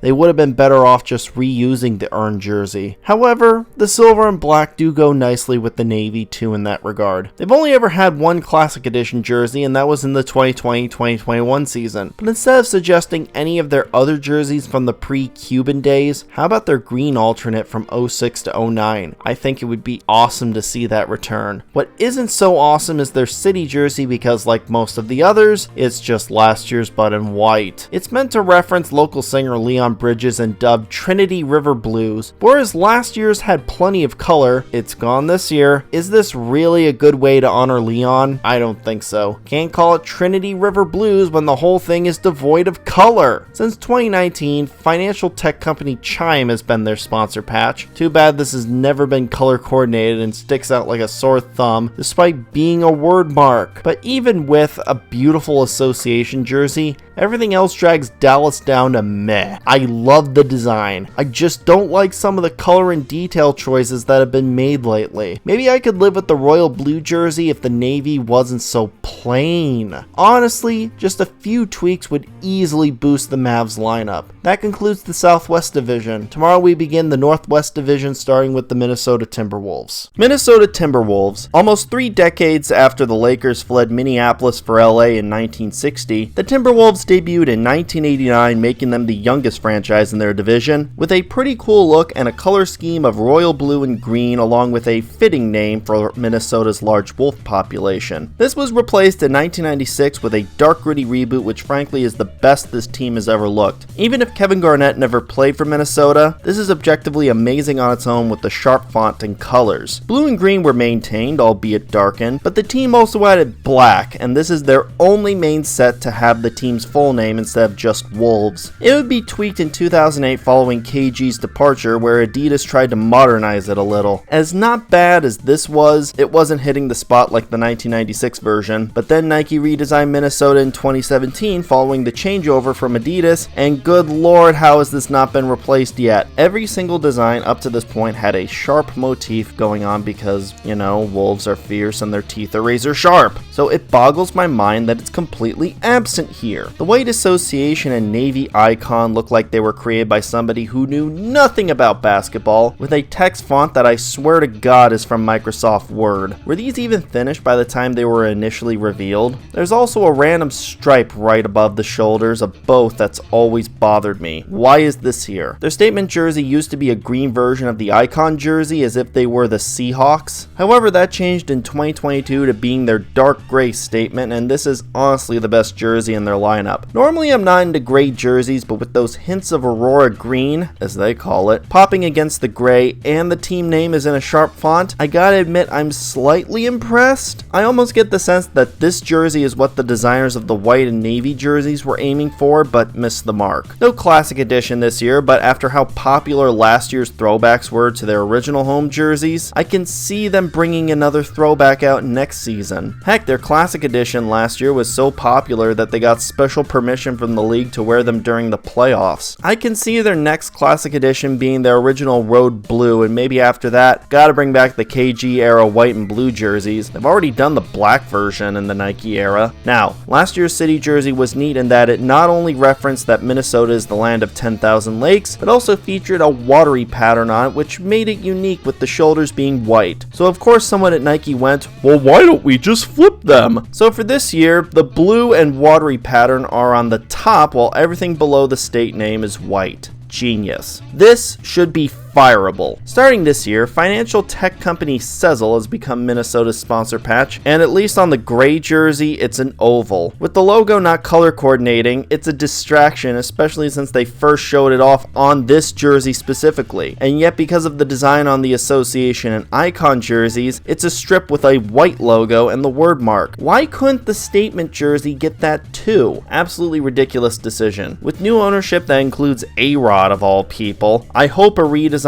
for the T-Wolves comes soon. Of their looks they've had, this is the only one that's a complete dud, and even their weakest pre-Nike look still has more in common with what came before than this iteration does. Tomorrow we pay a visit to the Church of Jesus Christ of Latter-day Saints to examine the Utah Jazz. Utah Jazz. This franchise began life in 1974 as the New Orleans Jazz, which makes sense since that's where the genre originated, and the team had a Mardi Gras-inspired color scheme of purple, golden, yellow, and green to boot. Not only was the team bad, but they didn't even have stability in a playing venue. Because of that, the team packed their bags and moved to Salt Lake City in 1979. Now, why would someone choose Utah despite it being a smaller market, especially in the late 70s? Well, Salt Lake City previously had the Utah Stars in the ABA until 1976, and that team had strong support, so there was a basketball-hungry market to take advantage of. Their look would turn around in 1984, and their uniform stayed mostly the same with a few tweaks in the 80s. As we all know, 1996 gave us the iconic mountain jerseys that replaced yellow and green with blue while still maintaining purple. The uniforms now reflected the area they played in, even if the name didn't, and Utah gained a snazzy new logo that still looks cool to this day. However, this design was replaced in 2004, where blue became the primary color, even when the team added green and gold and yellow back in 2010. At the behest of new owner Ryan Smith wanting his newly purchased team to be black and white, 2022 saw the Jazz in their worst look ever, with bright yellow added since a purely black and white team encroached on the Spurs and Nets, so Smith had to add a third color. He'd repeat this with the Utah Hockey Club this year. As I stated last year, these suck, but here's where things get complicated. This offseason, the Jazz unveiled new uniforms based around last season's city jersey dubbed Mountain Basketball, but they don't go into full effect until next season. Why? I don't know. It's as baffling as going with Utah Hockey Club for a season instead of a real name. If anything, they gotta stop changing their color scheme so damn often. But real quick, the outgoing white association looks dumb with just the note on the front and isn't as eye-catching as it was as the gold and yellow statement jersey. The yellow icon was thankfully scrapped in the middle of last season, which thank God, cause it sucked. The black statement is bland as hell, and all three jerseys have no detail. Now after New Year's Day, the crappy black statement jersey will be replaced with the new black statement jersey, and while it features the note logo, it also has the mountains in the background to help break things up, which makes it more appealing. Now for the other two mountain basketball jerseys, I like the upcoming white association and purple icon as both take their 90s style and update them for the 2020s, but I wish one of them said Jazz on the front. Shame we won't get these jerseys until next year. No classic edition in this transitional year, maybe a green throwback next time. Their city jersey is similar to last year, but the mountains are closer to what they had in the late 90s compared to the rainbow-esque look that last year had. If anything, this jersey's purpose is to represent the transition. Utah-based surveillance company LiveView Technologies became the Jazz's sponsor patch last year to replace 5 for the Fight that they had since Nike took over. The company's acronym definitely blends in, that's for sure, with the baffling decision to stick with the outgoing threads when the new ones were ready to go for photo shoots and even had little kids wear them, I consider disqualifying the Jazz. However, judging the outgoing threads on their own, these are garbage. All you had to do was let go of what the fans didn't like, but you couldn't. And we gotta wait until next year for the good stuff. And what's been put out since 2022 was not only unfinished, but super ugly as well. Thankfully, things are looking up tomorrow in the Mile High City with the Denver Nuggets. Denver Nuggets. Established in 1967 in the ABA as the Denver Rockets, this franchise is the oldest in their division alongside the Sonics/Thunder. However, they were originally supposed to play in Kansas City but relocated before the 1967 season started due to the lack of a suitable arena to play in, so off to Denver they were. Funny how the NHL had a similar thing happen less than a decade later. Now we know how the name Rockets tied back to San Diego and Houston, but what about Denver? Well, they were named after semi-trucks because one of their owners, Bill Ringsby, owned a trucking company. But before that, they were going to be the Denver Larks and named after the Colorado State bird. The name was changed because their original lone owner, James Trindle, couldn't cough up a $100,000 performance bond or risk losing his franchise, hence why he sold a 2/3 controlling interest to Ringsby. The team would later be renamed to Nuggets in 1974 due to the emerging San Diego Rockets of the NBA and to honor the original Denver Nuggets of the NBL from 1948 to 1950, on top of referencing Colorado's mining history. And in 1976, they, along with the Spurs, Nets, and Pacers, crossed over from the ABA to the NBA. Their uniforms over the years have had radically different looks, with the color blue being the common denominator, beginning in 1974 after trying out red and black as well as purple and yellow. Their uniforms would evolve and gave us such classics as the rainbow look, the dark gritty reboot, which gave us navy and an overall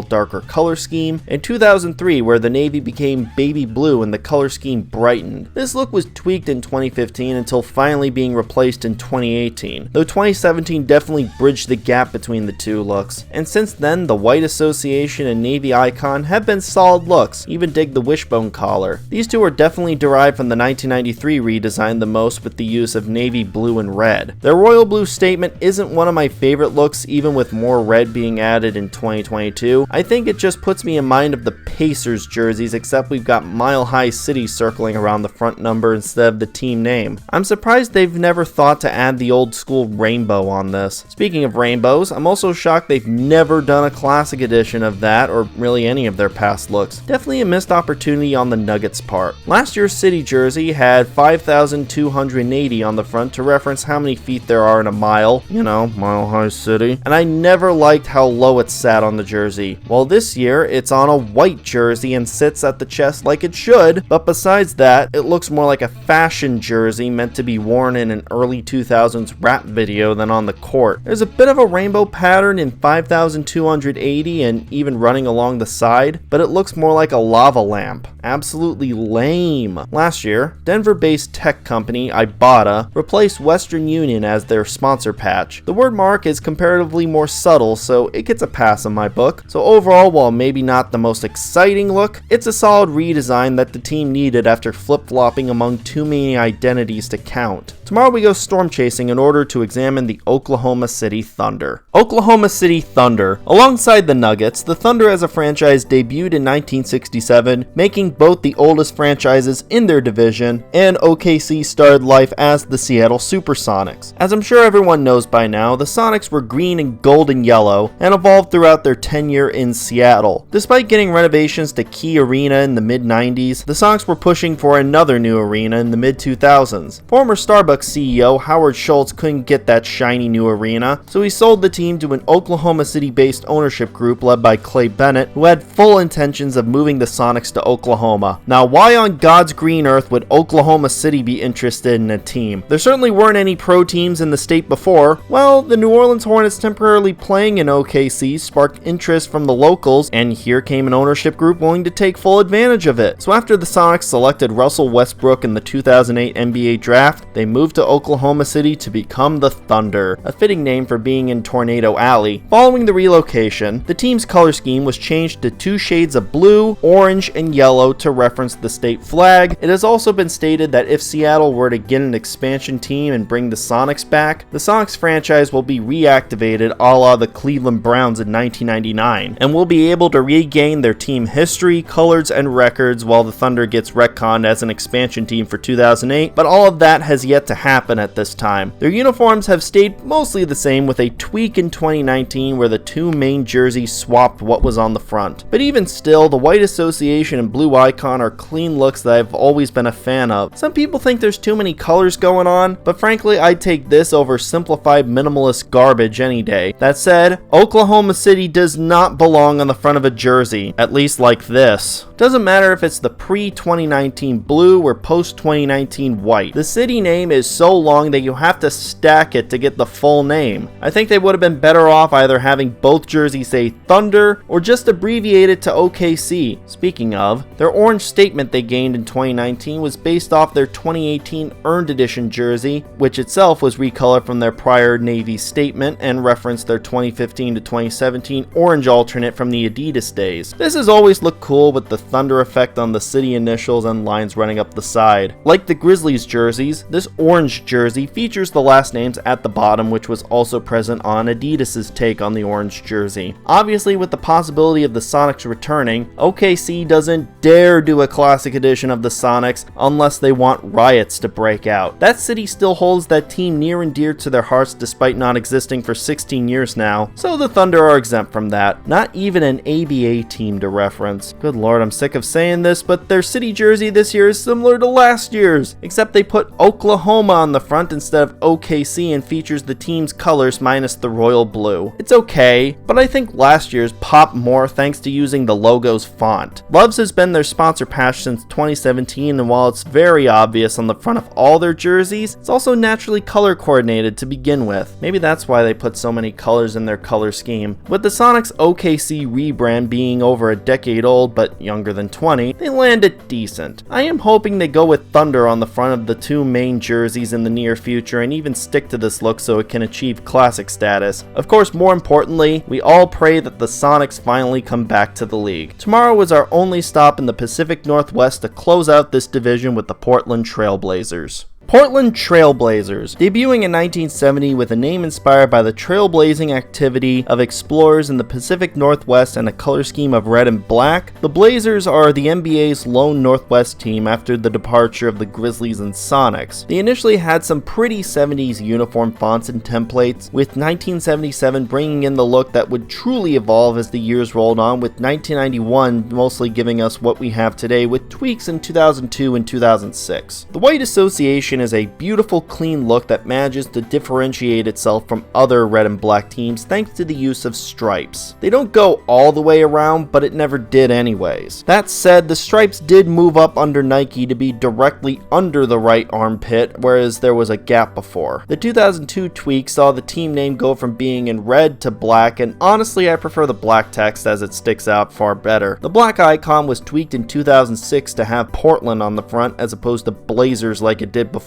and this has always been a favorite of mine. The black combined with the stripes is a stunning look that will always look cool until the end of time. The red statement has gone through many changes, with most being palette swaps of the main jerseys. This latest one arrived in 2022 sporting their logo on the front, and it's never been my cup of tea. It does have stripes running along the side, but all the palette swapped red jerseys from before were better than just having the logo on the front. This isn't the NHL, guys. It's even their plainest look with not much else to break up the red besides, again, the side stripes. They don't have a classic edition, and I'd like to see them reference something else besides the 76 to 77 road red. Oh, don't get me wrong, it's a good jersey, but I'd like to see their other old jerseys get the spotlight someday as well. And now the city oh, my mistake. And now the city jersey. My bad, excuse me for mixing the two up. Of course, the Blazers love to reference Rip City, a Portland nickname coined in their inaugural season, but this looks unfinished. Last year's had flannel plaid on the name, whereas this year's lacks that, and there's random dots on the jersey. There's not much else that can be said here, but I think that describes the current state of the City Edition program right now. You know what would have been a neat twist? Take this Rip City template and bring out the Portland Airport carpet teal that we got in 2022. That would honestly be cool. Starting this year, window installation company Brightside Windows has become the Blazers sponsor patch. The logo looks like a movie production company, but I love the color coordination that's going on here. Thankfully, even with alternates that are lacking, the Blazers look is classic and very cool to look at. This concludes the Northwest Division. Tomorrow brings us to the home stretch in the Pacific Division with the Sacramento Kings. Sacramento Kings. This franchise is the oldest in the entire league as they began life in 1923 in Rochester, New York as a semi-pro team named the Rochester Seagrams. They got the name because the Canadian distiller of the same name was their sponsor. 1942 saw a slight name change to the Eber Seagrams because their new sponsor was Eber Brothers, a local distillery. You know, for all the complaining I did in the NHL series about gambling companies slapping their logos on jerseys, here's an alcohol company putting their name on a team because they sponsor them. Now here's where I'd say, this would never happen today, but it has. Recently, the PWHL's Minnesota Frost revealed Woody Creek Distillers, a Colorado-based distillery, as their sponsor patch starting this year, so yeah, this could still happen today. Anyways, back on track. After changing to Rochester Pros in 1943, the team made their way up to professional status when they joined the NBL in 1945 as the Rochester Royals, a name chosen during a citywide competition where a 15-year-old wrote an essay saying why it should be Royals. Not too long after, they became an NBA team in 1948. The original color scheme was red, white, and blue, and they keep this color scheme with evolving uniforms even after their moves to Cincinnati in 1957, Kansas City in 1972, and Sacramento in 1985. Why so much moving? Market size, low attendance, and arena troubles all contributed to that. Heck, they willingly changed their name to Kings in 1972 as MLB already had the Kansas City Royals, and weren't willing to have two teams with the same name like St. Louis had at the time. They even briefly split time between Kansas City and Omaha, Nebraska, the last time a major league team called Nebraska home. Since Sacramento was trying to prove itself as a viable sports city, why not cement that with an NBA team? Of course, an attempt to lure the Athletics and Raiders followed soon after, but was a failure. Well, they kinda got the Athletics now. Anyways, the move to Sacramento introduced baby blue to their color scheme until being removed in 1990. To create a winning vibe, the Kings had a dark gritty reboot in 1994 where their color scheme became purple and black, inspired by the Colorado Rockies. After that, their look would evolve until a redesign came last year, mixing in elements from all eras of the team. The White Association and black icon bring back the Kansas City and early early Sacramento days cursive, with a gorgeous distribution of black, purple, white, and gray. Seeing designs like this shows that Nike knows better than to pump out minimalist garbage. Their purple and black statement is meant to reference their alternate from 94 to 97, which was a third black and 2/3 purple, but like that jersey, I hope this gets replaced with a solid purple jersey. This is a little too out there for me, like a Mitchell & Ness fashion jersey. I'm also not a fan of the dull previous font being used here either, and there's no need to put the full name on there. This year, Sacramento has a new classic edition, and it throws back to their road purple from 2002 to 2008. This is awesome to see again, as the font they used during this time was amazing, and I have some fondness for this as I owned a Lego Peja Stojakovic minifigure. Their city jersey, like Memphis, looks more like another throwback. It has the style of their 63 to 67 Cincinnati jerseys, but with the current name on the front. Honestly, after the blandness that is this year's City Edition program, I'll take whatever W they're giving us this year. Besides, the Kings have always looked good in blue anyways. Starting this year, Sacramento's jersey sponsor is Reviver, a digital license plate maker. Yeah, first I've heard of such a thing too. Unfortunately, the patch is obnoxious and anything but subtle. This is one that would have benefited from being color coordinated with the jersey it's attached to. Overall, the Kings have a good redesign, combining old elements and bringing them all together in one package that everyone can get behind. Makes me wish more teams did this in their own redesigns. Tomorrow we head to the Bay Area to look at the Golden State Warriors. Golden State Warriors. Debuting in 1946 as the Philadelphia Warriors, this franchise sported royal blue and yellow in their beginnings, with red added later on, but the name has been controversial. The team claims the name honors the US military, whereas others point out how the name is associated with Native American iconography. And while early logos point to this, the last logo they ever had that referenced anything native was in the 60s, and no other logo since then has had any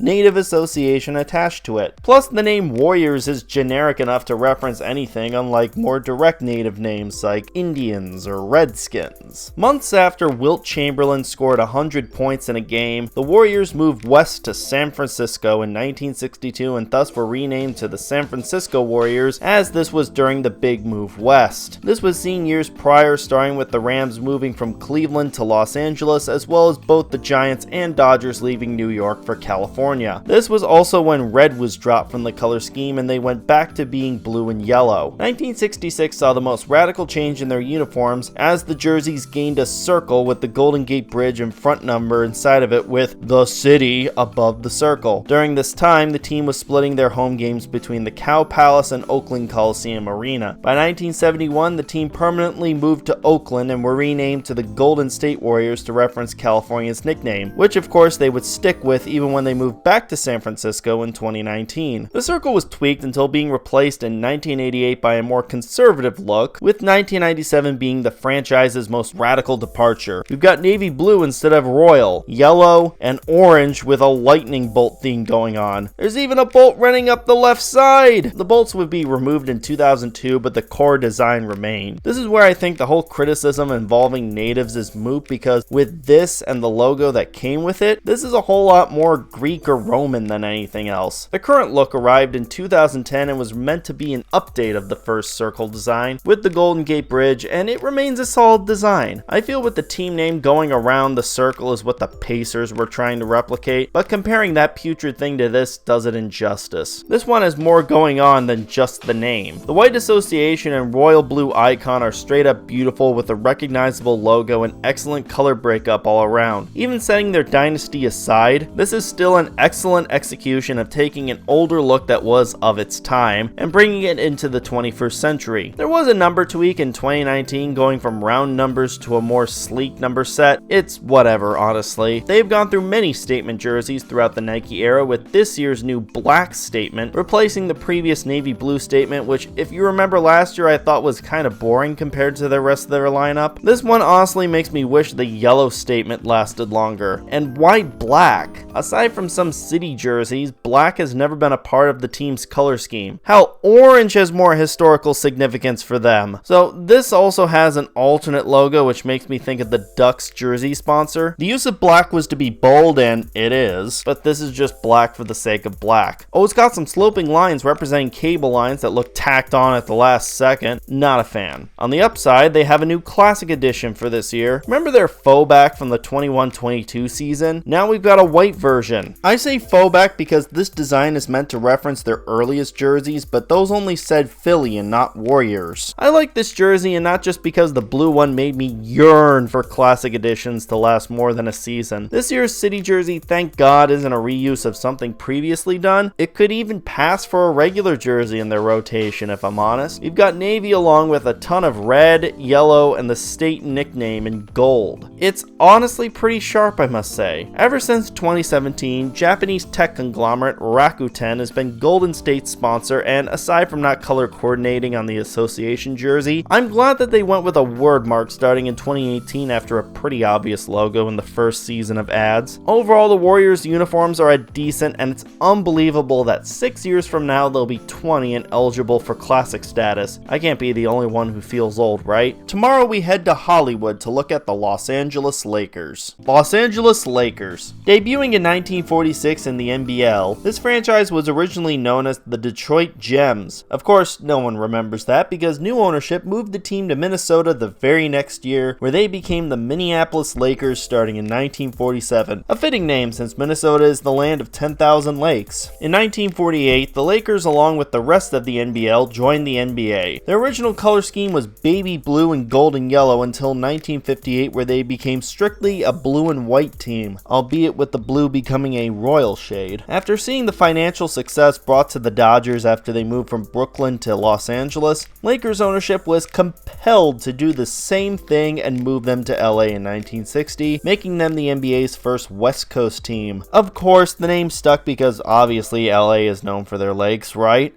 The most dramatic change occurred in 1967 when the Lakers changed their now iconic golden yellow and purple color scheme. The team was sold to Jack Kent Cooke in 1965, and he even applied this new color scheme to the then new Los Angeles Kings as well the same year, whom the Lakers still share an arena with to this day. It would be here where the uniforms truly evolved throughout the next few decades and always had a drop shadow on the numbers, which wasn't all that common until the 90s, honestly. This would change in 1999 to coincide with the opening of the then new Staples Center and the first uniforms ever to have a wishbone collar. This is the look that defined the Kobe era of Lakers basketball, and for the first time since the 60s, LA gained a white alternate only worn on Sunday and Christmas home games. Definitely the only team in my lifetime to call their only white jersey an alternate. This look survived into year one of the Nike era until a redesign in 2018 to coincide with getting LeBron. It was definitely more of a callback to their pre-1999 jerseys, but it doesn't hit the mark like any of their predecessors did. I find the white association to be lacking, though I do like the gold and yellow icon. That said, the icon started out as a banana or canary shade of yellow until 2021 when it went back to a golden shade. Aside from the white jersey no longer having special meaning, it looks off doing a white jersey in the pre-1999 style. It does have the gold and yellow all along the trim as well as around the team name and number, but it gets lost as yellow on white has never been the easiest to see from a distance. The shorts only having purple on the side is a historical thing, but seeing how the white turned out makes me wish it extended to the jersey. The previous white jersey having the gold and yellow running up the side helped to break things up and make it not as bland as this current version. I'm dead serious when I say every time I see the Lakers wearing white in action, they become a purple and white team. The gold and yellow by comparison is better as this was the template this jersey color was made for. This purple statement is downright terrible. It's gone through the most change, and in 2022, someone thought it needed more black added. Even with the yellow outlining, I can't see the black number on this purple jersey from a distance. I appreciate the side detailing this one has, if only they were more visible. The previous purple statement was better than this, so why tinker with it? There was no reason for the addition of more black on this. Frankly, Nike should have had the gold and yellow be the association, purple be the icon, and white be the statement, as the purple was would look a lot better if it was an exact color swap of the yellow jersey like it used to be, and the white jersey needs the kind of extra detailing that a statement jersey has the privilege of receiving. No classic edition this year, though I'm surprised they have yet to throw back to Kobe's rookie year during the Nike era, only to when they were blue. Throwing back to the 1999 design would feel the same as the Jets' current throwbacks because it hasn't been a decade since they stopped wearing them. Their city jersey this year is unique in that the top starts as black and has a gradient in the middle to turn purple with Lake Show on the front. It's a nice touch and easily beats last year's city jersey. Since 2021, South Korean food company Bibigo has been the team's sponsor, replacing Wish. I'm more surprised that Wish had enough money to get slapped on a jersey to begin with. Originally it was nothing special, logo on top and word mark on the bottom. For this year we've got the word mark and some Korean that I can't read within an oval. It's no better or worse than the previous logo, frankly. Unfortunately, overall I think the Lakers are meh. The golden yellow is the only jersey of their main core that I can get behind, and Nike's naming system does them a disservice. The white jersey has no business being so bland, and they keep messing with the purple jersey. Tomorrow we remain in Tinseltown to look at the Los Angeles Clippers.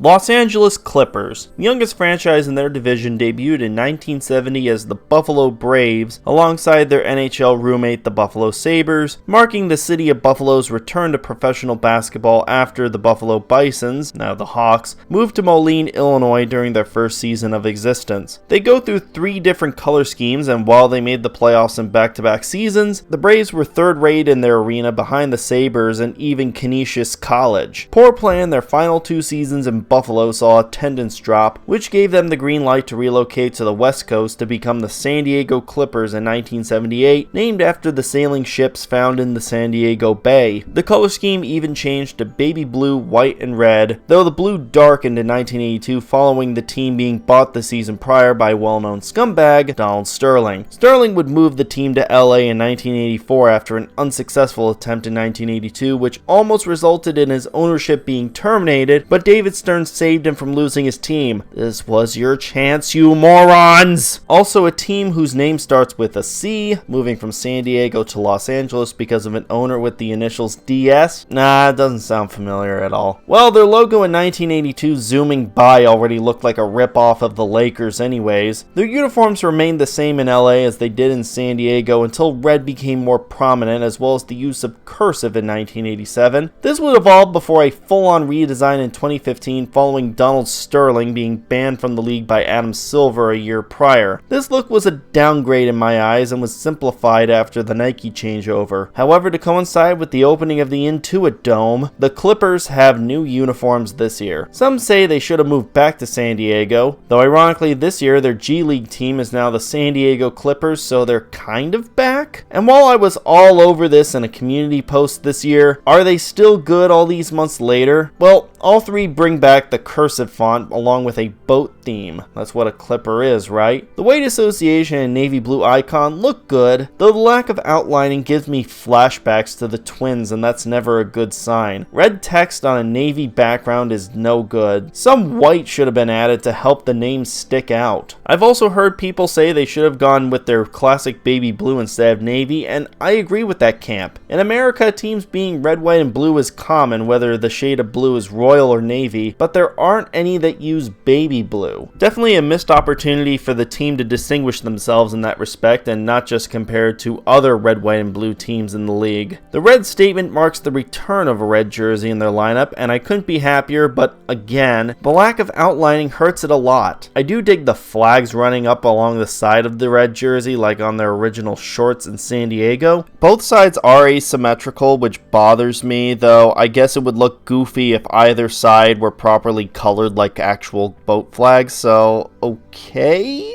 No classic edition this year. Fancy how their only throwback in the Nike era was a Braves throwback, though they've had city jerseys with throwback elements as well. Speaking of, their city jersey is like last year's, except it's Pacific blue, what they call baby blue, as opposed to navy. The navy blue version was kind of weak anyways, and a baby blue version isn't that much better. It also irritates me that they clearly had baby blue in their color scheme and even gave it a unique nickname, so why isn't that in their main lineup? There's no sponsor package patch this year, but unlike the Hornets with Mr. Beast, I don't think one was dropped amidst a scandal. Still funny that they had Bumble as a sponsor at one point. I wonder when Tinder will jump on the opportunity. I wanted to like this, but with their shortcomings, I can't rank this any higher than meh. I gave into the hype, and letting months go by and further examination leaves me disappointed. There's a good redesigning here, but it's not being taken full advantage of. Kinda sums up the last 5 years of the Clippers, if I'm honest. Tomorrow we conclude the Pacific Division and this series with the Phoenix Suns. Phoenix Suns. The state of Arizona's first professional team began play in 1968 and have always been purple and orange with an appropriate name for a team in the desert. Their uniforms were initially pretty conservative and never featured the team name until 1992 gave us a very 90s looking redesign. Dubbed the Sunburst, not only did it say Suns for once, but it also had a basketball zooming across the body and even resembled a sun itself. Needless to say, it's still cool looking. They dropped that design in 2000 and went back to a more regular look until 2013 in their first attempt to modernize the 90s design. It has the name and city angled like that old jersey, as well as lines to represent zooming with negative space creating a ball where the number goes. But frankly, this was forgettable, as if their play on the court during this time wasn't bad enough. They get a Nike redesign following the changeover in 2017 to another conservative look, which looked like Nike's take on the 2000 look, but frankly this was never a design that I went crazy for, even with Chris Paul in it. Last year they gained another redesign based on their 90s look, and this time I think they nailed it. As opposed to having the team name above the zooming pattern, they put it within the pattern to compact this design and have the basketball in white with the sun details in purple. This results in the white association and purple icon being the jerseys this team desperately needed after a decade of some pretty mid designs. Their black statement introduced in the 22-23 season remains, and it's always been okay while featuring Phoenix's airport code. I do dig the gradient on the collar and shoulders of this, but I just don't care. Maybe it's the 2000s kid in me that wants an orange statement instead. At least one better than their previous orange statement. No classic edition for this year, and they've had 2 throwbacks in the Nike era. Frankly, I'll start finding gray hairs if they ever were to throw back to their 2000s look for like Steve Nash or Amari Stoudemire. Their city jersey for this year continues to have the Valley on the front like past city jerseys, except we've got some awesome Southwest styles from the text font to the pattern running up along the side of the jersey. I even dig the star on the front. Ever since 2017, the Suns jersey sponsor has been PayPal, a service that needs no introduction. Whereas previous years had the logo and wordmark non-color coordinated, this year they just have the wordmark, which I prefer. It's now easier to ignore for once. It does feel nice to close this series out marking the Suns as a good redesign. They successfully took something that screamed of its time and brought it back through a 21st century filter. Cause if they just straight up brought back their 90s design as their main jerseys, they stick out like sore thumbs. So that'll wrap up this series, and most importantly, 3 consecutive months of uploading videos for every single day of the month. I gotta tell you, this has been a mental workout and a half, and I wasn't sure if I'd be able to accomplish this even after finishing all the NFL videos. However, I want to thank everyone for sticking around until the end, and for those who have been discovering me ever since my first upload. You guys are the motivation that keeps me going, and I am forever grateful to have an audience like all of you. I do have other videos planned, and I even want to do another podcast episode, though I learned pretty quickly that my current setup isn't optimal for live streaming, unfortunately. I still like to attempt live streaming again someday without glitching out so bad that YouTube cuts the stream. As for the NBA, they overall just need more consistency. It'd be pretty ignorant of me to assume it's all the same people designing these newer uniforms. I wouldn't doubt Nike has different groups of designers that work with different teams to come up with something for them to wear, but has resulted in a big mix of things. Some designs modernize old designs, some are evolving designs, and others resort to minimalism. I think some consistency would go a long way, and at least minimalist designs like the Jazz are slated for replacement. When I see Nike put out a minimalist design, it saddens me with how bland it always turns out. When did this trend of doing less become a thing? Oh wait, that sums up today's society, my bad. We're in the age of charging more and giving less. City Edition though has been slacking for a while, and I don't know if Nike has plans to replace it or is finding ways to improve it. I'll still get this year's Bull City jersey because I'm like that, but this year's slate was a